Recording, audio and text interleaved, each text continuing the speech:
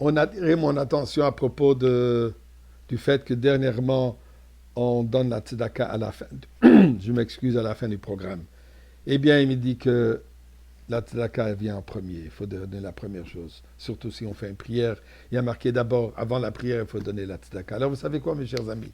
Moi, je vais donner la tzedaka maintenant.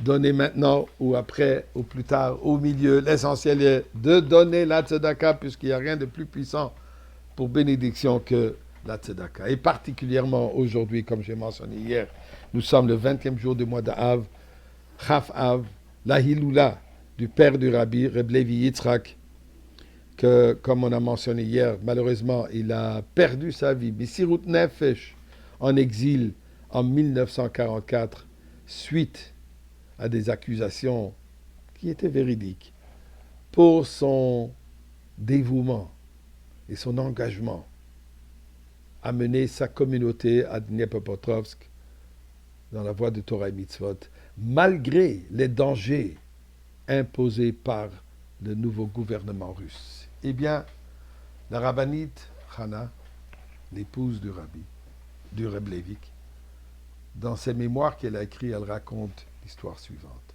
En 1939, moment de famine, il fallait préparer des matzahs pour tout l'Ukraine.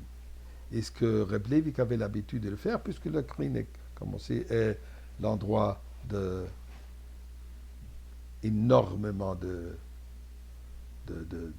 blé, ainsi de suite.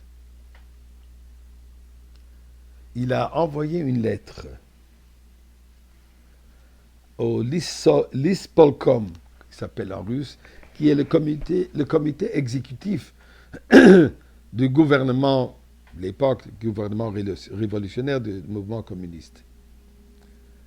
Où eux voulaient que lui, il soit celui qui donne l'autorité, la cacheroute sur ces matzahs, puisqu'ils avaient l'intérêt de montrer qu'ils permettent la religion.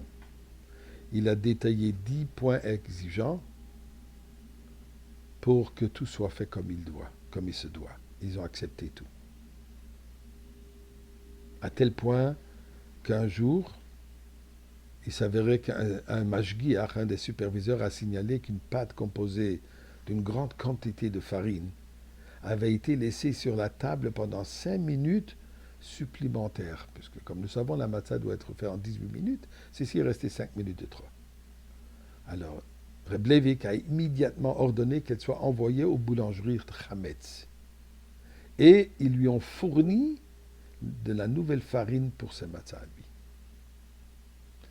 La rabbinite écrit, il ne faut pas oublier que tout cela s'est déroulé à une époque où un particulier, un individu qui voulait suivre le judaïsme, de respecter le Shabbat autant que possible, était contraint de se cacher dans les plus grands secrets, afin qu'aucun voisin ni personne ne s'en s'aperçoive.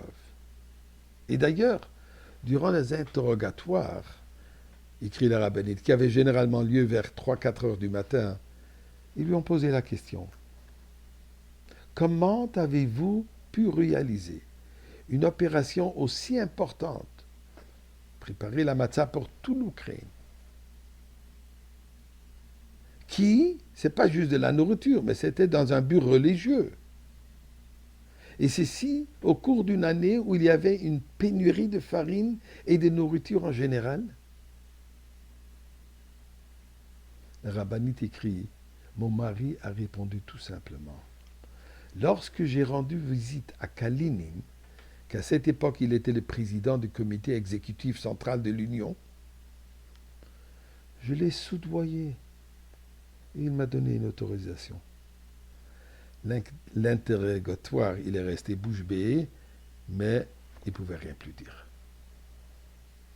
Une deuxième question concernait son discours public sur la question du recensement sur la foi. Il était clair que tout ce qu'il avait dit à la synagogue, qui était que chacun écrit dans le recensement qu'il est juif et qu'il est religieux, chose qui était un danger, a été transmis aux autorités. Puisqu'il y avait malheureusement un agent pour surveiller qui était planté dans la synagogue. Et Reb Levik a répondu, écoutez, le régime soviétique n'atteignait tous ses objectifs que par la vérité. Ainsi, pour un juif d'informer ouvertement sa véritable croyance, par crainte de perdre son gagne-pain, serait un manque de vérité. Il faut qu'il dise fort, qu'il dise la vérité, qu'il est juif. Il a consciencieusement insisté pour que personne ne trompe les recenseurs. C'est de cette manière qu'il a pu détourner sagement et intelligemment leurs questions. Ceci a mis fin à ces deux types d'enquêtes, mais néanmoins, ils l'ont jugé coupable d'activités anti-soviétiques et malheureusement, en 1944, il a payé le prix. Il est décédé à Kiddush Hashem. Alors, Ribono Shel Olam, dans son mérite, la Goula aujourd'hui.